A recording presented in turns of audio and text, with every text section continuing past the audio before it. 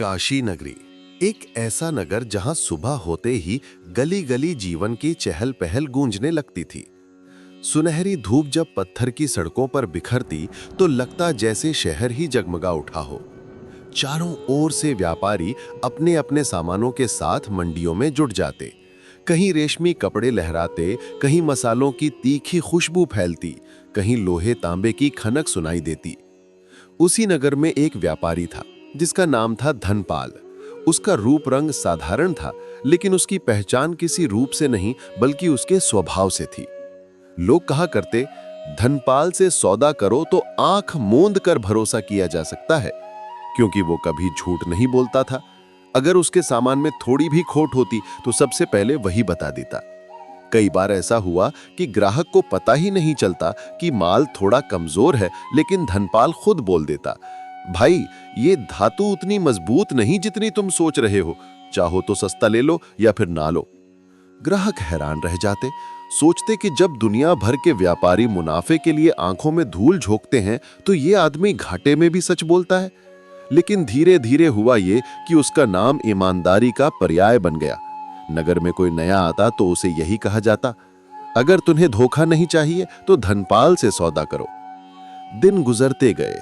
उसकी दुकान छोटी थी, लेकिन लोगों का विश्वास उसे बड़ा बना देता। उसकी आंखों में संतोष था, आवाज में सच्चाई की गूंज थी। परंतु दुनिया कभी एक जैसी नहीं रहती। काशी की चहल पहल और ईमानदार बाजार की हवा में एक दिन एक नया चेहरा आया। उसके कपड़े चमकदार थे, सोने चांदी की जंजीरें उसकी कमर से लटक रही थीं। चेहरा तेज था, लेकिन आंखों में चालाकी चमक रही थी। वो धीरे धीरे भीड़ को देखता, दुकानों का जायजा लेता और मुस्कुराता, मानो मन ही मन कोई योजना बना रहा हो। लोगों को मालूम ना था कि ये कौन है, कहां से आया है, लेकिन उसकी आंखें जिस तरह भीड़ पर टिकती थीं, वो साफ बता रही थीं कि वो यहां सिर्फ व्यापार करने नहीं बल्कि कुछ और सोचकर आया है। उसका सामना अभी धनपाल से होना बाकी था। वो नया व्यापारी धीरे धीरे काशी में अपना डेरा जमाने लगा। उसने किराए पर एक बड़ी हवेली ली, जिसमें संगमरमर के फर्श और ऊंची खिड़कियां थीं।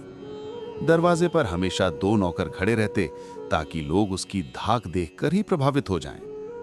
वो शहर में पहली बार आया था, लेकिन ऐसा बर्ताव करता मानो वर्षों से यहाँ का मालिक हो। उसका नाम था कुटिलक। लोग जल्दी ही समझ गए कि वो धन और वैभव दिखाने में माहिर है।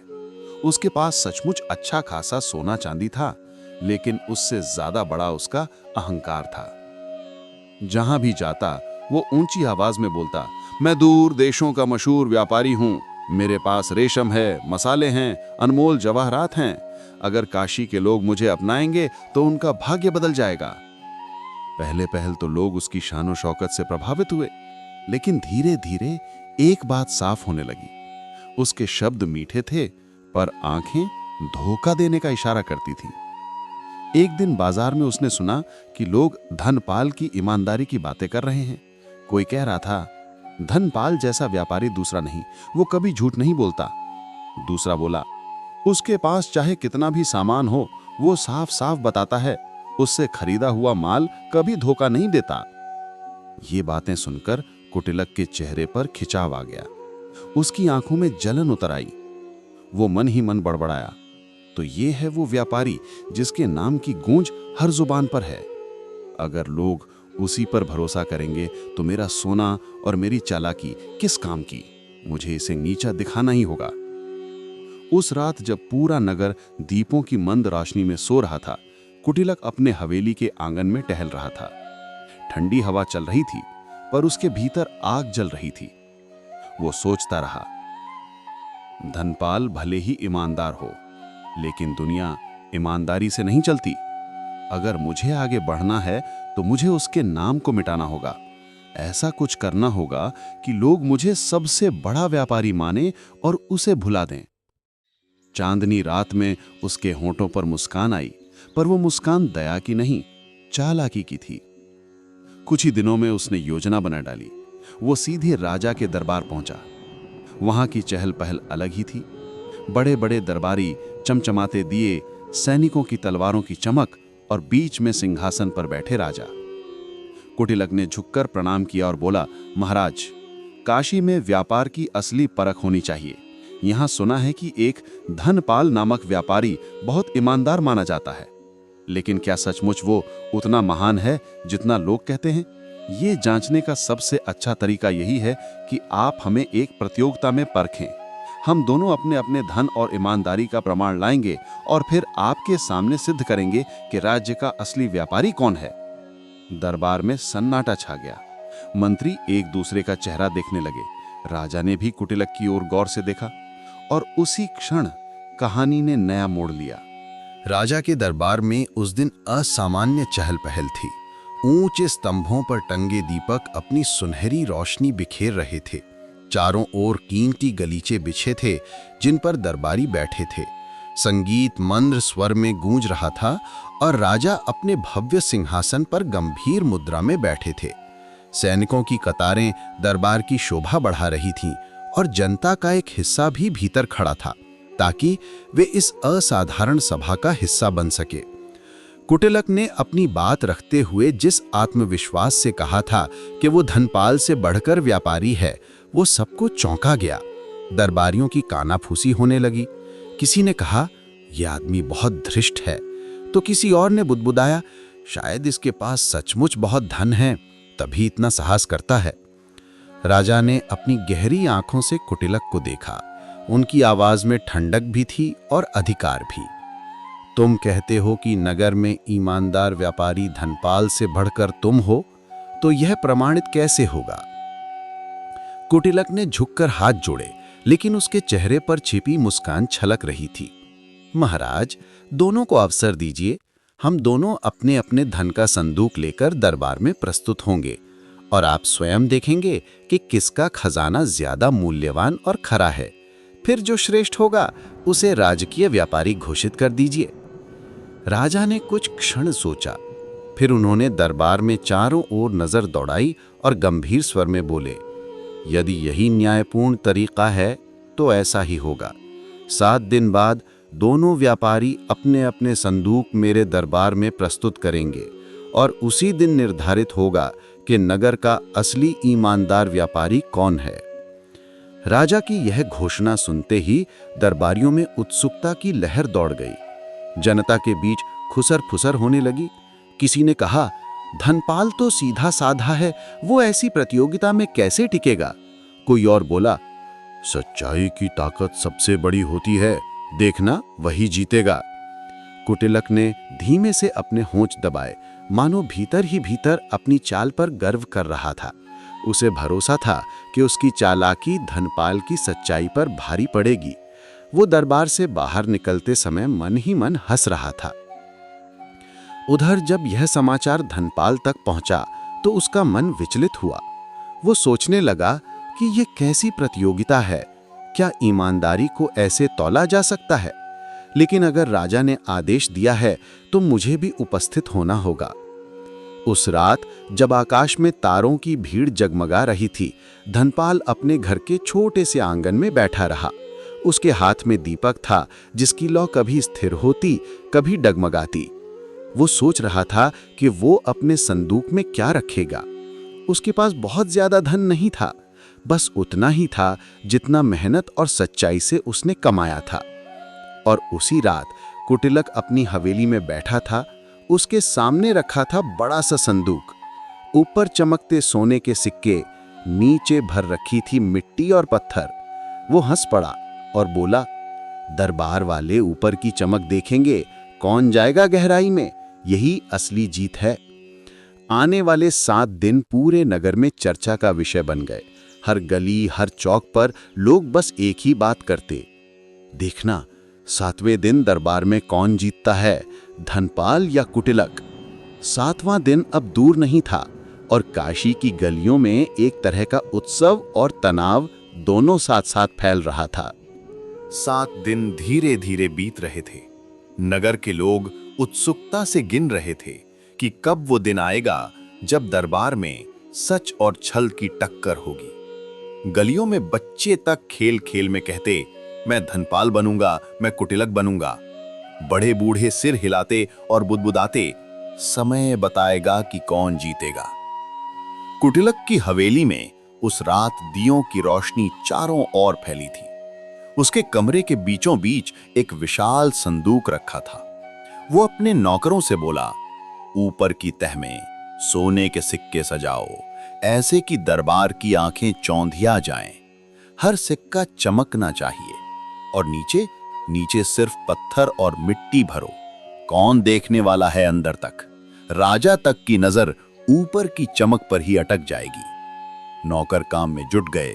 सोने की खनक और मिट्टी की गंध कमरे में मिलकर अजीब सी हवा बना रही थी। कुटिलक उस चमकते सोने को देख देख कर मुस्कुराता रहा। उसकी आंखों में लोभ का नशा था।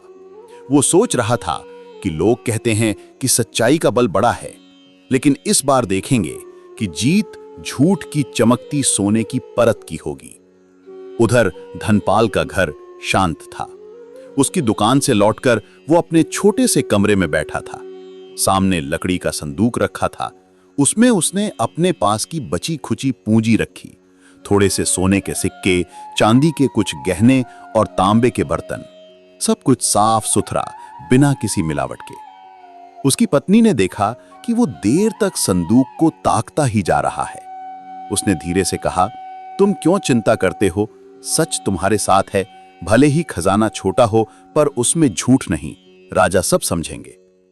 धनपाल ने गहरी सांस ली और बोला, हां, पर मन कहीं ना कहीं कांपता है। कुटिलक चालाक है। लोग चमक दमक देखकर भ्रमित हो सकते हैं, लेकिन अगर मैं झूठ का सहारा लूं तो सच्चाई की मेरी पहचान मिट जाएगी, और मैं अपना जीवन छल के नाम नहीं करना चाहता। वो उठकर संदूक के पास गया, सिक्कों को एक एक करके साफ किया, बर्तन चमकाए, चांदी को कपड़े से रगड़ा। उसके हाथ कांप नहीं रहे थे, लेकिन दिल धड़क रहा था, मानो हर सिक्के से वो अपना विश्वास जोड़ रहा हो। रात गहरी होती गई। बाहर से कहीं कहीं मंदिर की घंटियां सुनाई देती, कहीं कोई बाजा बजता, लेकिन दोनों घरों में अलग अलग तरह का संगीत गूंज रहा था। कुटिलक के यहाँ सोने और लालच की खनक, और धनपाल के घर में विश्वास और चिंता की धड़कन। 7वें दिन की सुबह अब बस कुछ ही घंटों की दूरी पर थी। नगर की गलियों में लोग जल्दी उठ गए थे। दुकानों पर भीड़ थी, पर इस बार खरीदी बिक्री से ज्यादा चर्चा थी।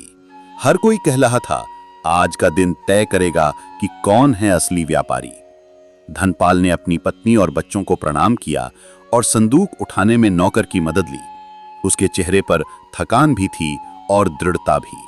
वहीं कुटिलक भी अपनी हवेली से निकला। उसके संदूक को 4 मजबूत नौकर उठा रहे थे। ऊपर से सोने की चमक झांक रही थी। भीड़ ने उसे देखकर शोर मचाया, देखो कितना सोना है, ये तो जरूर जीत जाएगा। लेकिन कुछ आंखें अब भी धनपाल की ओर थीं। वे फुसफुसा रही थीं, सच्चा दिल कभी हारता नहीं। दरबार का दरवाजा अब खुलने ही वाला था। भीतर राजा इंतजार कर रहे थे और बाहर दोनों व्यापारी अपने अपने संदूक लेकर खड़े थे। 7वां दिन आ ही गया। काशी का दरबार लोगों से खचाखच भरा था। विशाल सभागृह की दीवारों पर रंगीन झंडे लटक रहे थे। ऊंचे स्तंभों पर दीपक जल रहे थे, जिनकी लौ हवा में डगमगाती पर बुझती नहीं थी। राजा अपने सिंहासन पर बैठे थे और उनके दाहिने बाएं मंत्री, सैनिक और विद्वान खड़े थे। जनता का एक हिस्सा भी भीतर इकट्ठा था। सबकी निगाहें एक ही जगह टिक रही थीं, उन 2 संदूकों पर। सबसे पहले कुटिलक दरबार में आया। उसके नौकरों ने भारी संदूक रख दिया। जब ढक्कन थोड़ा सा खुला तो ऊपर से सोने की चमक ऐसी फैली मानो सूर्य की किरणें धरती पर उतर आई हों। भीड़ ने हाफते हुए कहा, वाह, कुछ दरबारी भी चौंधिया गए। कुटिलक ने सीना तान कर कहा, महाराज, यही है मेरा खजाना, देखिए, सोना ही सोना। राजा ने इशारा किया। सैनिक आगे बढ़े और संदूक पूरी तरह खोला। सचमुच ऊपर की परत में चमचमाते सिक्के भरे थे। लोग फुसफुसाने लगे, ये तो धनपाल से कहीं बड़ा व्यापारी निकला। कुटिलक के होठों पर विजयी मुस्कान फैल गई। उसने सोचा, अब जीत निश्चित है। लेकिन तभी राजा ने कहा, ऊपर से चमक देखकर निर्णय नहीं होगा, संदूक की तह तक देखी जाए। सैनिकों ने हाथ डाला। जैसे जैसे वे गहराई तक पहुंचे, सिक्कों के नीचे मिट्टी की परतें और बड़े बड़े पत्थर निकलने लगे। दरबार में सन्नाटा छा गया। फिर अचानक भीड़ से हंसी फूट पड़ी। अरे ये तो धोखेबाज निकला, ऊपर सोना नीचे मिट्टी। राजा का चेहरा कठोर हो उठा। उन्होंने गहरी आवाज में कहा, कोटिलक, तूने न केवल मुझे बल्कि पूरे नगर को धोखा देने की कोशिश की है। ये छल है, ये अपराध है। चमक से सच्चाई नहीं छिपाई जा सकती। कोटिलक के चेहरे का रंग उड़ गया, उसकी मुस्कान ओझल हो गई। अब सबकी निगाहें धनपाल की ओर मुड़ी। उसका छोटा सा संदूक दरबार में लाया गया। जब सैनिकों ने उसे खोला तो भीतर थोड़े से सोने के सिक्के थे, कुछ चांदी के गहने और तांबे के बर्तन। मात्रा कम थी लेकिन हर चीज खरा और शुद्ध। राजा ने उन्हें उठाकर देखा। सिक्के ठोस थे, धातु असली थी। राजा के चेहरे पर संतोष की झलक आई। उन्होंने कहा, धन भले कम हो पर इसमें छल नहीं, यही सच्चा खजाना है। दरबार तालियां और जयकारों से गूंज उठा। जनता चिल्लाई, धनपाल की जय, सच्चाई की जय। राजा ने घोषणा की, आज से कुटिलक को उसके छल के लिए दंडित किया जाएगा और धनपाल को राजकीय व्यापारी घोषित किया जाता है। राज्य के सभी व्यापारिक सौदे उसकी देखरेख में होंगे। धनपाल ने हाथ जोड़कर विनम्र स्वर में कहा, महाराज, ये सम्मान मेरी नहीं बल्कि सच्चाई की जीत है। मुझे गर्व है कि आज झूठ पर सत्य भारी पड़ा। उस क्षण दरबार में खड़ा हर व्यक्ति समझ गया कि असली वैभव सोने की चमक में नहीं बल्कि ईमानदारी और विश्वास में है। दरबार में जब राजा ने अपना निर्णय सुनाया तो क्षण भर को सन्नाटा छा गया। सबकी निगाहें कुटिलक पर थीं। उसका चेहरा पीला पड़ चुका था, उसकी आंखों की चमक बुझ गई थी और होंठ कांप रहे थे। वो कुछ कहना चाहता था पर शब्द गले में अटक गए। राजा ने सख्त स्वर में सैनिकों को आदेश दिया, इस व्यक्ति को दंड दो ताकि भविष्य में कोई भी व्यापारी छल कपट की राह ना अपनाए। सैनिक आगे बढ़े और कुटिलक का संदूक जब्त कर लिया गया। उसका वैभव जो ऊपर से चमकता था अब सबके सामने मिट्टी और पत्थरों की तरह बेकार हो गया। भीड़ ने उसकी ओर देखा पर अब वहां सम्मान नहीं था। लोग आपस में कह रहे थे, लोभ ने इसे अंधा बना दिया। ईमानदारी से जीता जा सकता था पर इसने झूठ का सहारा लिया और सब कुछ खो दिया। कुटिलक को दरबार से बाहर ले जाया गया। उसकी झुकी हुई पीठ और हारे हुए चेहरे को देखकर किसी को दया नहीं आई। उधर धनपाल वहीं खड़ा रहा, हाथ जोड़े हुए। राजा ने उठकर अपने हाथों से उसे एक राजकीय अंगवस्त्र ओढ़ाया और घोषणा की, आज से ये व्यापारी न केवल नगर का बल्कि पूरे राज्य का विश्वसनीय व्यापारी होगा। इसके ईमान को देखते हुए मैं आदेश देता हूं कि राजकीय सौदे और सामग्री की देखरेख भी यही करेगा। दरबार तालियों और जयकारों से गूंज उठा। भीड़ में बैठे छोटे व्यापारी भी राहत की सांस लेने लगे। उन्हें लगा कि अब व्यापार में न्याय का युग शुरू होगा। धनपाल ने सबकी ओर देखा और विनम्रता से कहा, यह सम्मान मेरा नहीं, यह सत्य और ईमानदारी का है। अगर मैंने छल से जीतने की कोशिश की होती तो शायद अभी मेरे पास ज्यादा धन होता, पर मन हमेशा बोझल रहता।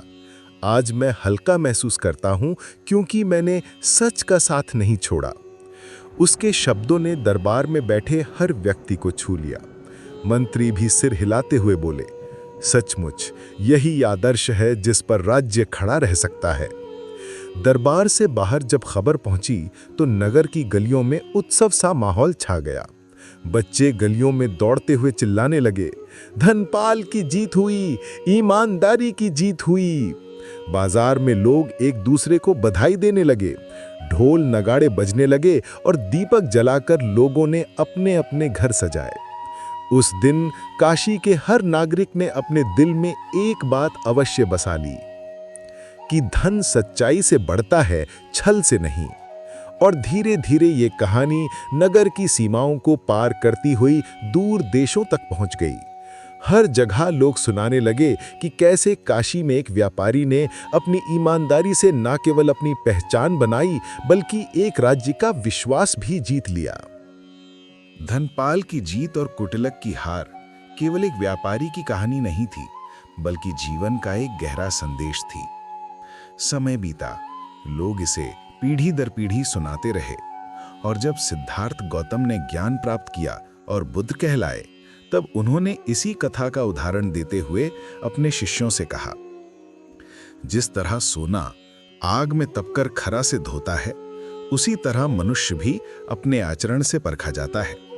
छल कपट से थोड़ी देर के लिए वैभव मिल सकता है, पर सत्य और ईमानदारी ही स्थायी सुख और सम्मान देती है। बुद्ध की वाणी सुनकर उनके शिष्य मौन हो गए। उनके हृदय में ये कथा गहराई तक उतर गई। उन्होंने समझ लिया कि संसार में बाहरी चमक से अधिक मूल्यवान है भीतर की सच्चाई। काशी की उस घटना से ये संदेश पूरे विश्व में फैल गया कि मनुष्य का असली धन उसका चरित्र है, न कि उसका स्वर्ण। तो मित्रों, ये थी गौतम बुद्ध की 15वीं जातक कथा। एक ऐसी कहानी जो हमें याद दिलाती है कि छल से मिला वैभव मिट्टी से भी हल्का है, जबकि ईमानदारी से मिला सम्मान स्वर्ण से भी भारी। अब आपसे एक छोटी सी विनती है, अगर आपको ये कहानी अच्छी लगी तो इसे लाइक ज़रूर करें, अपने दोस्तों और परिवार के साथ शेयर करें, और अगर अभी तक आपने हमारे चैनल को सब्सक्राइब नहीं किया है तो तुरंत कर लीजिए, ताकि अगली कहानियाँ आप तक सबसे पहले पहुँचें। और हाँ, कमेंट करना मत भूलिएगा। हम बार बार कहते हैं लेकिन आप लोग टाल जाते हैं। देखिए, अगर तारीफ का मन ना हो तो कम से कम एक गाली ही लिख दीजिए, ताकि हमें पता चले कि आप सुन रहे हैं, आप जुड़े हुए हैं। आपका हर कमेंट हमारे लिए बहुत कीमती है।